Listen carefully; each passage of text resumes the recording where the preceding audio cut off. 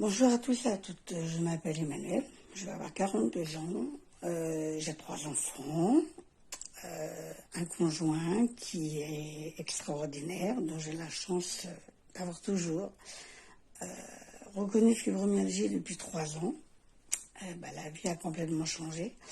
J'étais quelqu'un d'hyperactif où je n'arrêtais pas. Travail, on rentrait, famille.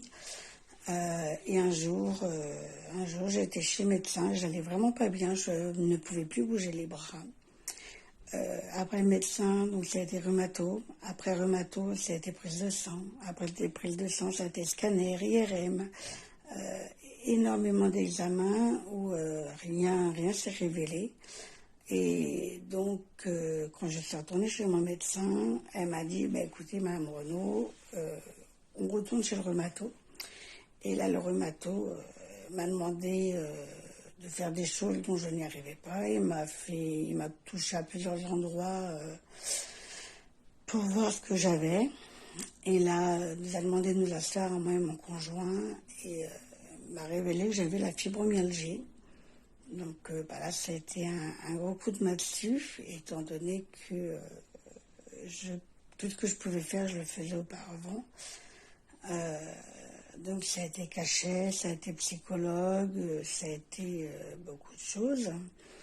Maintenant, je suis sous cachet, j'ai fait de la kiné. Là, j'attends un rendez-vous pour rentrer à l'Arche au Mans, mais ça ne sera pas avant juillet-août. Donc j'ai encore du temps. Toutes les activités que je faisais avant, que ce soit le ménage étant beaucoup de mal à faire le ménage, donc mon conjoint m'aide beaucoup. Le repassage, j'en fais pratiquement plus. Donc voilà, le repassage, les sorties dont j'ai du mal à marcher, nos courses. Je suis plus souvent à tenir le caddie que d'aller dans les rayons, puisque je suis tellement fatiguée que j'arrive même plus à aller. En fait, j'y vais, mais sans avoir envie d'aller faire les courses. Avant, j'étais très contente d'aller faire des courses, d'aller faire des vide-greniers. Et tout ça, ça a changé. Une fois qu'on a la fibromyalgie, la vie n'est plus la même. Il faut apprendre à vivre avec. Il faut déjà apprendre à l'accepter, ce qui est très difficile pour nous, pour nos familles, pour les amis, puisque pour eux, la fibromyalgie, c'est rien.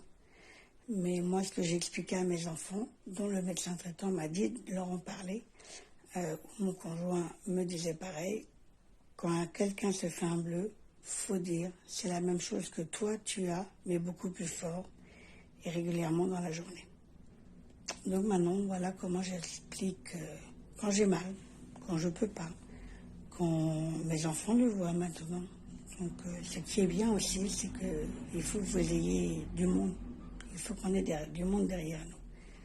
Déjà pour faire reconnaître la fibro, ce qui serait déjà pas mal, puisque avec ce qu'on a, franchement, on ne peut pas vivre. On ne va pas loin avec ça. Après, quand on est à deux, que le conjoint travaille, ça va. Mais quand on a un conjoint qui ne travaille pas, comment voulez-vous qu'on y arrive? Moi, j'ai pas ce cas-là, mon conjoint travaille, donc on n'a pas trop à se plaindre, mais tout ce qui est sorti, on fait plus rien, on fait plus comme c'était avant. Donc, s'il vous plaît, aidez-nous à faire reconnaître la fibromyalgie. Il faut faire bouger les choses. Il y a déjà beaucoup de personnes qui essaient de faire bouger les choses. Mais il faut continuer ainsi. La fibromyalgie, c'est pas dans la tête. Elle existe vraiment. Pour les gens qui me connaissent bien, ils me disent que j'ai changé. Donc voilà. Je vous ai donné un petit peu de ma vie, comme je ne suis pas habituée du tout à le faire. Mais je le fais pour nos fibromyalgiques. Hommes, femmes, beaucoup de jeunes maintenant, de plus en plus je trouve. Donc aidez-nous. Et merci pour tout ce que vous faites. Au revoir.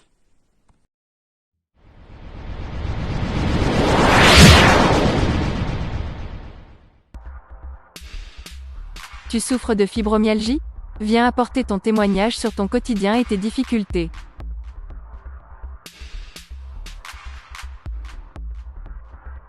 Tu connais une personne qui souffre de fibromyalgie?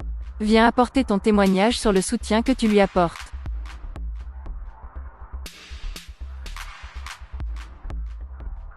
Envoie en message privé ton témoignage sous forme de vidéo.